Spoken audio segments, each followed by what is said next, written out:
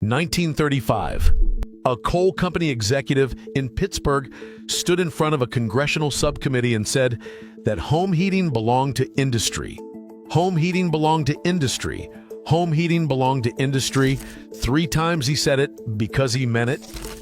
But out in the hollers of West Virginia, out on the wind-cut farms of Nebraska, out in the tar paper shacks of Oklahoma, my grandfather's people were laughing at men like that. They were heating 4-room houses through 20 below winters on $50 a year. Sometimes less, sometimes nothing at all. I remember sitting in my grandmother's kitchen in southern Ohio when I was about 8 years old. The whole house was warm and there was no furnace running, just a small black stove in the corner, a kettle on top, and a strange brick wall behind it she called her heat catcher. I didn't understand it then. I understand it now, and I'm going to share all of it because by number 4 on this list, I'm going to show you the 50-cent material that held heat for 14 hours after the fire went out. By number 2, I'm going to tell you about the federal program that actively discouraged this entire system in the 1950s and which industry lobby paid for it. And by number 1, I'm going to give you the single philosophy that tied every poor family in America together during the Depression and explain why losing it cost your family more than you can calculate. These methods were not abandoned because they stopped working. They were abandoned because someone made a fortune the moment your family forgot them. Your great-grandparents built a country that didn't need permission to stay warm. That country was erased in 2 generations. If you want it back, stay with me and hit subscribe because what follows is the entire system. Number 10, the sawdust burner. Your grandfather, if he lived anywhere near a sawmill, never paid a dime for fuel. Sawmills in the 1930s gave away sawdust by the wagon load because they couldn't get rid of it fast enough. A packed barrel of dry sawdust burned for up to 14 hours of steady, low heat in a homemade burner, just a metal drum with a center pipe driven down through the middle, packed tight, then the pipe pulled out to leave a chimney shaft. You lit it from the top, and it burned downward like a candle. 1 barrel, 1 winter night. But after World War II, the particle board industry bought up sawmill waste by long-term contract, and free sawdust disappeared from American towns within a decade. You can still get it free today from any small cabinet shop or rural mill that doesn't have a contract. It still burns exactly the way it did in 1933. Number 9, the hay box cooker, which doubled as a heat saver. Your grandmother would bring a pot of beans to a hard boil for 10 minutes on the stove, then bury that pot inside a wooden crate packed with dry hay or crumpled newspaper, close the lid, and walk away. 8 hours later, the beans were done. The stove had only burned for 10 minutes. Cornell extension bulletins from the 1920s documented fuel savings of up to 80% on long-cooked foods using insulated boxes. But here's the heating secret most people missed. The same principle, scaled up, kept a small room warm overnight. A heated soapstone or brick wrapped in wool, placed in an insulated box under the bed, radiated heat until morning. The gas utility companies, formed into the American Gas Association in 1918, spent the next 40 years convincing Americans that slow cooking was inefficient. It wasn't. It was just free. Number 8, the Russian-style masonry stove, which immigrant families brought to the upper Midwest. Your great-grandparents in Minnesota or the Dakotas, if they came from the old country, built these by hand out of common brick and clay. You burn a hot, fast fire for 90 minutes in the morning. That's it. The brick mass absorbs the heat and releases it slowly for the next 24 hours. A properly built masonry heater uses about 1/3 the wood of a cast iron stove and gives off cleaner, more even warmth. The American Society of Heating and Ventilating Engineers documented these efficiencies as far back as the 1920s. But the cast iron stove industry, and later the oil furnace industry, never advertised masonry heaters because you couldn't sell replacement parts for a brick wall. You can still build one today in most rural counties without a special permit if you call it a fireplace. Number 7. The double window with the dead air space. Before storm windows were a product you bought at the hardware store, your grandparents tacked a second sheet of glass or even a sheet of waxed muslin pulled tight on a wooden frame over the inside of every window from October to April. That trapped dead air between two layers cut heat loss through windows by roughly 50%. Ohio State agricultural extension publications from the late 1930s pushed this on every farm family in the state. But the replacement window industry, which exploded after 1960 with vinyl frames, had no interest in teaching people that a $1 muslin frame did most of the job. The trick still works. Plastic film and double-sided tape from any hardware store will do exactly what the muslin did. About $15 for the whole house. Number 6. The root cellar as a heat regulator. Your grandparents didn't just store potatoes down there. A properly dug root cellar holds at 50 to 55 degrees year-round, and the floor of the house above it never freezes. Families in Vermont and New Hampshire built their houses directly over their cellars for exactly this reason. The Department of Agriculture's Farmers Bulletin number 1878, published in 1941, gave step-by-step plans. The same earth that kept the cabbage from freezing kept the kitchen floor warm. But after the Second War, the FHA, the Federal Housing Administration, refused mortgages on houses built over root cellars unless they were converted to full-poured concrete basements. That single rule killed the root cellar in American construction. You can still dig one in your backyard in most counties as long as it's under a certain square footage. Check your local ordinance. Most people don't even know it's legal. Number 5. The cook stove that heated the whole house. Your grandmother's kitchen range did not just cook food. It heated water in a side reservoir, dried the laundry, hung on a line above it, warmed the bricks the children carried to bed, and pushed enough heat through the open kitchen door to warm 2 more rooms. 1 stove, 6 jobs.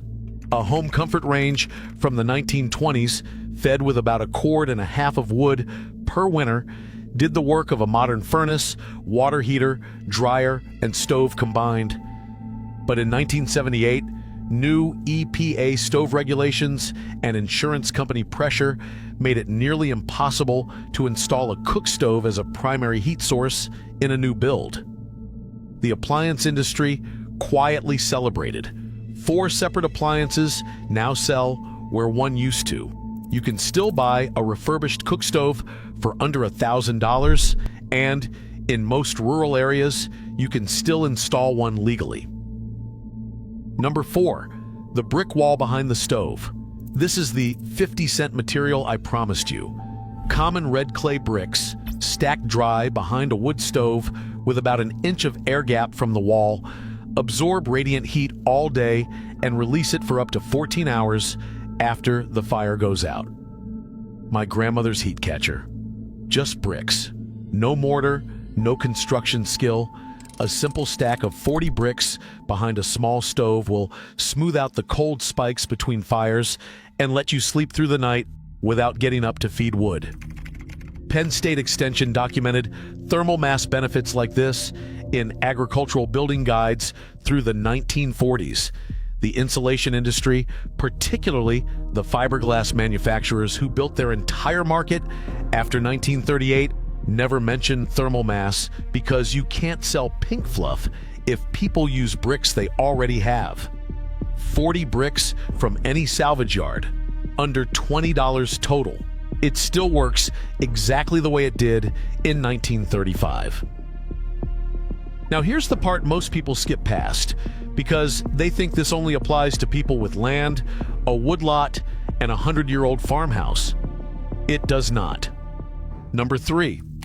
The closed room strategy for renters, apartment dwellers, and anyone in a modern home. Your great-grandparents in city tenements during the Depression did not heat the whole apartment. They picked one room, usually the kitchen, and sealed off every other doorway with a heavy quilt nailed to the frame. The family lived, ate, worked, and slept in that one warm room from December through March. A single small heat source in a sealed 12 by 12 room can hold 65 degrees on almost nothing. Cornell housing studies in the 1930s found tenement families heating one room on about a quarter of the fuel of families trying to heat the whole flat. You can do this tomorrow in any apartment in America. Heavy moving blankets, tension rods, and one corner of your living room. No permit, no landlord conversation, no construction. The natural gas utilities lobbied through the 1950s and 60s to standardize whole house central heating because zone heating cut their revenue in half. They won that fight, but you can opt out of it this week in any building, anywhere. Number 2, the federal program nobody talks about. In 1955, the Housing and Home Finance Agency, a predecessor to HUD, issued guidance discouraging mortgage approvals on homes that relied primarily on wood, coal, or what they called primitive heating methods. The American Petroleum Institute and the National Oil Fuel Institute had spent the previous 5 years lobbying for exactly that language. Within 15 years, an entire generation of American homebuyers was steered by the terms of their mortgages into oil and gas heat. Your parents probably didn't know it happened. Your grandparents watched it happen and shook their heads. The skill of heating a home without a utility bill did not vanish because it stopped working. It vanished because the federal mortgage system made it financially impossible to choose. But the methods still work, every single one of them. And outside of the FHA mortgage window, in cash-purchased homes, in rural counties, on inherited land, on small acreage, Americans are quietly bringing them back. Wood stove sales jumped during every fuel crisis since 1973. The knowledge is not dead. It was buried, and it is being dug up by families who got tired of paying. Which brings us to number 1. Number 1 is not a stove. It is not a brick. It is not a window covering or a hay box or a sawdust barrel. Number 1 is the philosophy that held every single one of these methods together, the one idea that the men in suits in 1935 could not stand, the one idea the utility companies have spent 90 years trying to make you forget. Your great-grandparents did not ask permission to keep their family warm. That is the whole thing. That is everything.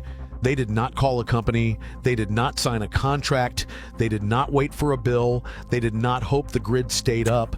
They looked at the wood in the yard, the bricks in the pile, the sawdust at the mill, the hay in the barn, the dirt under the house, and they put it all together with their own hands. Heat was something a family produced. It was not something a family purchased. Every item on this list maps back to one: freedom.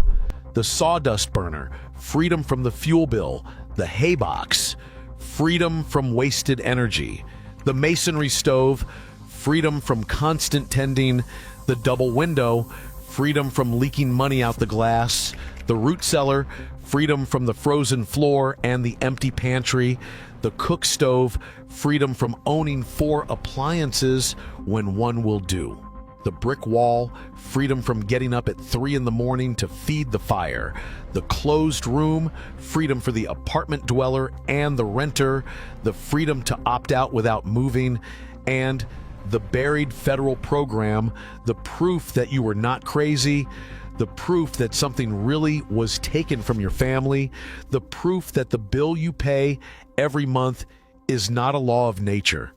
It is a habit. It is a habit that was sold to your parents and installed in your house and written into your mortgage and normalized over 3 generations. And habits can be broken. The generation that lived through the Depression knew something we forgot. They knew that the moment you depend on a system you cannot see, cannot fix, and cannot replace, you are no longer free. You are a customer, and a customer can always be charged more. I'm not telling you to tear out your furnace. I'm telling you that the knowledge your grandparents carried in their hands is still good. It still works. The physics didn't change. The bricks didn't forget how to hold heat. The sawdust didn't forget how to burn. The dead air between two panes of glass didn't forget how to insulate. Only we forgot. So here's what I want you to do. Pick one. Just one.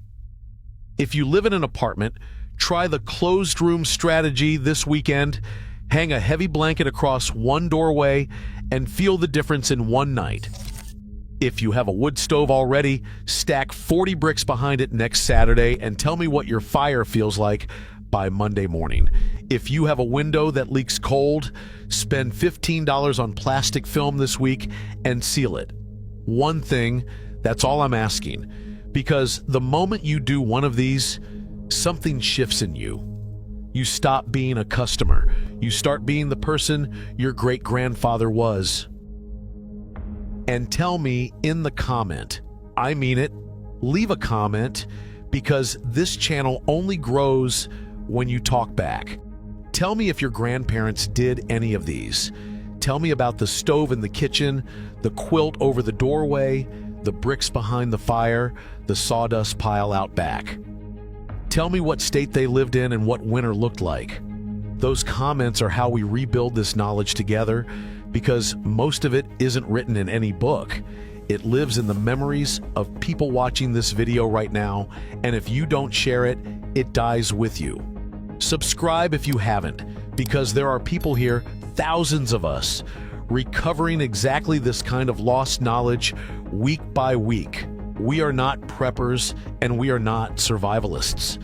We are the grandchildren of the people who already knew how to live, and we are taking it back one skill at a time.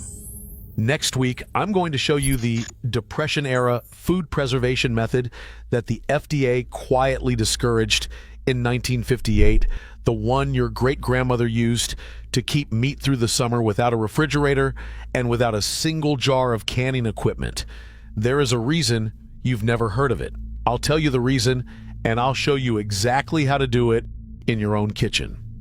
Until then, pick one, try one, and remember what they knew. Your family never needed permission to take care of itself. They just needed to remember how.